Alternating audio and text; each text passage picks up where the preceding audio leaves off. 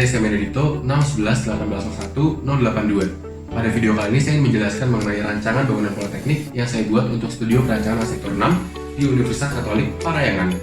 Video ini akan dimulai dengan penjelasan mengenai tema dan konsep rancangan dan akan diakhiri dengan penjelasan mengenai metode konstruksi.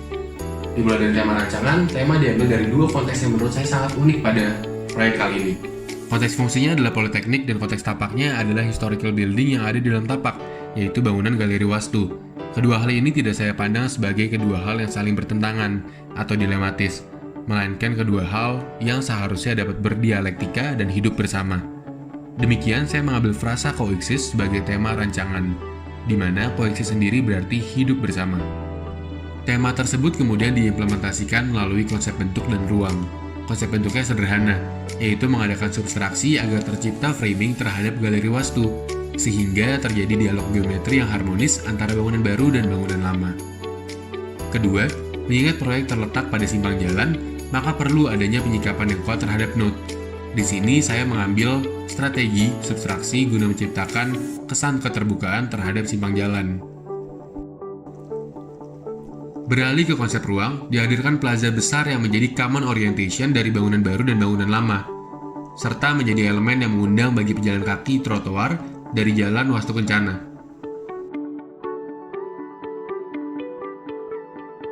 Selain itu, diadakan juga ruang-ruang komunal guna menekankan tema koeksis atau hidup bersama tadi, seperti ruang teras komunal yang ada di depan lobi,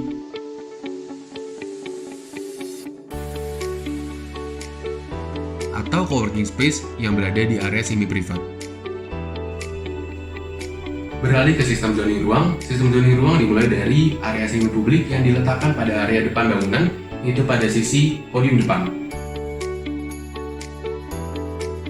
Kemudian, naik ke atas ke area semi-privat.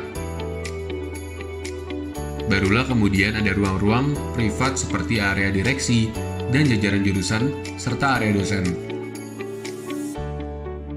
Kemudian barulah ada area pembelajaran di bagian paling atas dari tower.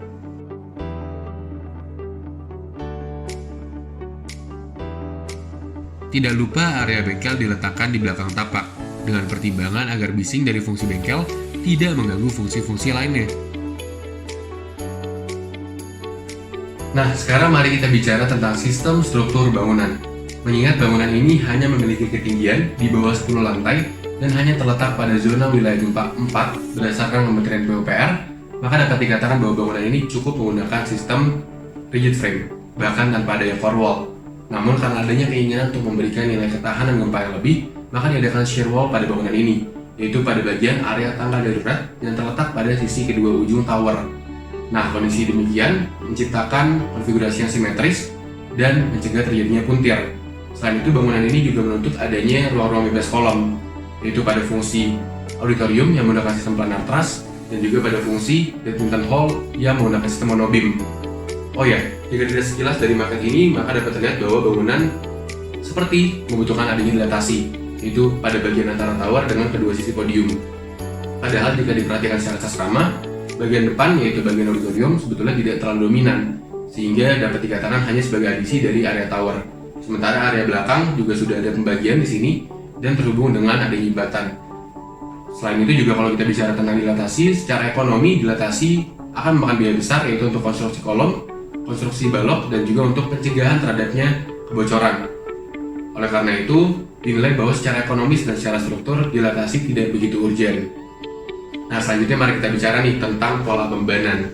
Secara sederhana, beban hidup yang jatuh pada plat lantai dan juga beban-beban mati yang ada pada bangunan akan tersalur secara two-way spanning melalui balok-balok struktural. Nah, di balok ini akan terjadi compression pada sisi atasnya dan akan terjadi tension pada sisi bawahnya. Selain itu, gaya-gaya kemudian akan dialihkan kepada kolom-kolom bangunan. Nah, kolom kemudian akan menyalurkan beban secara aksial turun ke arah raft foundation. Raft foundation sendiri kemudian akan berkenaan dengan tanah dan kemudian akan menerima earth pressure reaction dari tanah untuk menopang bangunan. Selanjutnya kita beralih ke elemen struktur bangunan. Setidaknya terdapat 5 elemen struktur utama, yaitu fondasi, kolom, balok, planar truss, dan monobeam. Nah, kita bahas satu-satu mulai dari fondasi ya. Kalau kita lihat di sini, fondasi raft digunakan karena ada 3 pertimbangan. Pertimbangan pertama adalah kita tidak memiliki data aktual terhadap tanah proyek, sehingga adanya kemungkinan bahwa tanahnya adalah tanah basah dan tidak memiliki daya dukung yang tinggi. Pada kondisi ini sangat rawan terjadi settlement, dan ketika terjadi settlement akan terjadi penurunan bangunan yang tidak stabil. Oleh karena itu, pondasi raf akan membantu pada kondisi tersebut. Yang kedua, pertimbangan ekonomis, di mana penggalian untuk pondasi raf tentunya akan jauh lebih ekonomis, jauh lebih hemat dibandingkan penggalian untuk pondasi tiang. Dan yang ketiga adalah pertimbangan struktur bangunan tinggi, di mana pondasi raf akan membantu bangunan tinggi agar tidak mengalami guling. Beralih ke kolom bangunan. Kolom menggunakan sistem beton bertulang karena pertimbangan ketahanan terhadap api dan kekokohan jika dibandingkan dengan struktur baja. Nah, kolom beton bertulang sendiri memiliki dimensi yang berbeda-beda karena di sini kita menggunakan perhitungan empirik. Jika dilihat, kita di sini menghitung berdasarkan superimpose dead load, dan juga live load. Ketika diakumulasikan, kita dapat mendapatkan perhitungan mengenai seberapa banyak beban yang jatuh terhadap kolom, sehingga didapatkan bahwa kolom dari lantai basement sampai ke lantai 4 membutuhkan dimensi 70 x 70. Jika dibandingkan dengan kolom yang berada di atas memiliki dimensi 70 x 50. Nah, kemudian kolom-kolom tersebut yang dimensi cukup besar tentunya berpengaruh terhadap ruang. Oleh karena itu, perlu adanya adjustment terhadap dimensi ruang. Sehingga di sini grid yang kita gunakan tidak genap 8x8, melainkan 8,1, agar pada city basement tetap dapat digunakan oleh parkiran secara baik, yaitu untuk 3 mobil. Nah, selain itu juga ada fenomena struktur, di mana di sini ada soft story yang dikarenakan adanya auditorium di atasnya. Di sini juga digunakan sebagai area komunal. Nah, soft story ini kemudian perlu disikapi secara kualitas beton. Oleh karena itu, bangunan yang sejatinya menggunakan kualitas beton 350 atau K350, di sini perlu adanya penambahan kualitas, yaitu dengan K400 pada sisi soft story. Nah, kemudian kita beralih ke balok. Nah, balok dihitung dengan perhitungan empirik juga, yaitu perhitungan 1/12 dari bentang. Mengingat bentang maksimal kita tadi 8,1 meter, maka dibutuhkan balok induk yang berukuran tinggi setidaknya 66,6 cm. Nah, untuk kemudahan konstruksi maka digunakan pembulatan. Oleh karena itu kita gunakan dimensi balok 30-70. Dan untuk balok anak sendiri kita menggunakan balok anak dengan dimensi 40-60% dari balok induk. Yaitu secara perhitungan cepat kita menggunakan 25 x 50 cm. Untuk struktur bentang lebar digunakan perhitungan cepat tinggi planar truss 1/24 dari bentang, sehingga dibutuhkan kurang lebih planar truss tinggi 1 meter lebih. Sementara di belakang kita menggunakan sistem monobeam yang menuntut adanya 1/15 dari bentang, sehingga digunakan di sini minimal 1,33 meter untuk monobeamnya. Kemudian kita sekarang bicara tentang selubung bangunan. Pertama, podium dibungkus dengan secondary skin yang menggunakan material wood composite panel. Nah, wood composite panel ini menggunakan sistem rangka, di mana rangkanya adalah rectangular mullion dengan dimensi 50-150. Tidak lupa juga terdapat catwalk sebesar 50-60 cm yang digunakan untuk maintenance, sehingga dapat cukup untuk mobilisasi manusia. Selain itu, berada di sisi tower. Fasad yang berada pada sisi tower, yaitu yang pada sisi bukaan terhadap sisi simpang jalan, menggunakan sistem curtain wall. Nah, di sini sistem curtain wall juga didukung dengan sistem maintenance, di mana karena bangunan ini menggunakan gondola, maka perlu adanya maintenance terhadap sisi yang sulit ini. Oleh karena itu, pada setiap beam yang berada pada ujung bangunan diadakan pengait-pengait yang dapat mempermudah untuk maintenance, sehingga orang ketika turun akan dapat mengaitkan perlengkapannya kepada beam-beam yang ada di sini. Kemudian kita beralih ke pembahasan terakhir, yaitu mengenai metode dan tahapan konstruksi. Bicara tentang metode, kita menggunakan metode bottom up. Kenapa? Karena metode bottom up sendiri adalah metode yang fasih digunakan oleh SDM di Indonesia. Oleh karena itu, secara ekonomis akan lebih mudah untuk mencari pekerja untuk metode ini. Nah, metode bottom up yang digunakan adalah mulai dari basement sampai ke atas, seperti animasi di samping ini. Nah, setidaknya terdapat 4 tahapan utama dalam rangkaian konstruksi ini. Kita bahas satu-satu ya. Pertama, perlu ada proses excavation guna menyiapkan lahan. Proses ini menggunakan alat berat seperti excavator atau grader.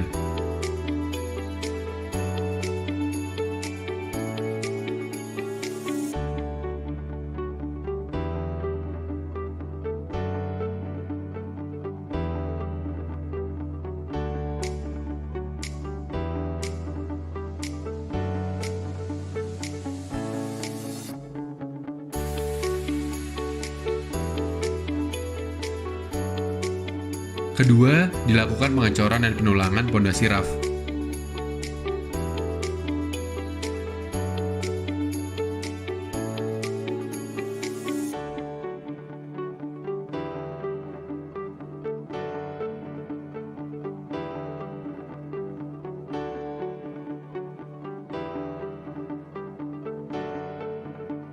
Kemudian ketiga, barulah dimulai konstruksi kolom beton bertulang, secara bertahap di setiap lantainya. Setelah kolom terbangun, kemudian akan mulai proses konstruksi balok dan pengecoran lantai. Setelah semua elemen struktural selesai dibangun, barulah kemudian elemen arsitektural seperti dinding dibangun.